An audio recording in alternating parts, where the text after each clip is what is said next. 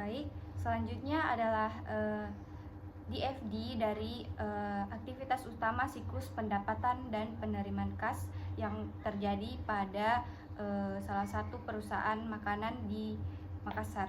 Nah, yang pertama itu customer atau kurir melakukan pemesanan.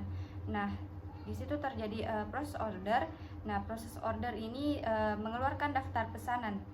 Nah, daftar pesanan ini diberikan kepada kasir, lalu kasir memberikan daftar pesanan kepada dapur outlet. Kemudian dapur outlet ini memberikan daftar pesanan untuk diproses pembuatan pesanannya.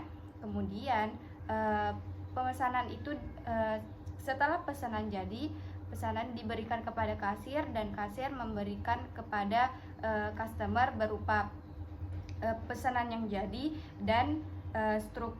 Kemudian di kasir juga melakukan proses penerimaan kas yang mengeluarkan struk dan diarsip ke penjualan. Kemudian setelah diarsip diberikan kepada leader outlet dan kemudian leader outlet mereka penjualan. Kemudian setelah mereka diberikan kepada bagian accounting atau finance untuk dibukukan.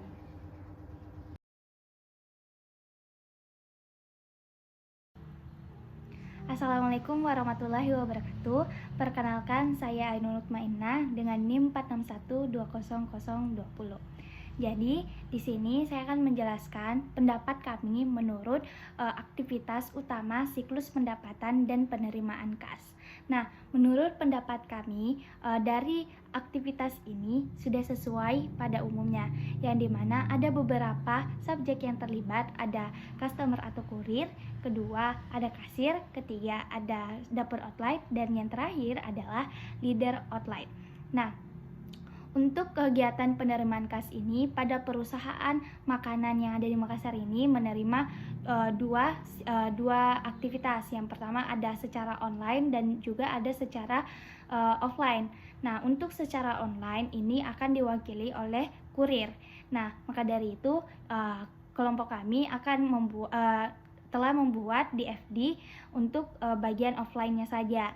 Nah, yang pertama yaitu customer atau kurir akan melakukan sebuah pemesanan atau orderan kepada kasir. Nah, kasir inilah yang akan menerima pesanan dan membuat daftar pesanan tersebut yang telah diberikan kepada customer. Nah, daftar pesanan ini akan diberikan kepada dapur outlet. Nah, dapur outlet inilah yang melakukan sebuah aktivitas yaitu membuat orderan yang mengubah barang setengah jadi menjadi barang jadi yang siap disantap oleh customer. Setelah itu, setelah pesanan barang jadi akan diberikan kepada kasir. Kasir inilah yang akan memberikan pesanan tersebut dan langsung juga memberikan struk. Nah, customer ini akan memberikan kepada kasir yaitu penerimaan kas. Nah, selanjutnya dari penerimaan kas ini akan disimpan struknya menjadi arsip. Nah, arsip dari penjualan ini akan diberikan kepada leader outlet dan membuat juga rekap penjualan yang akan diberikan kepada bagian finance atau accounting.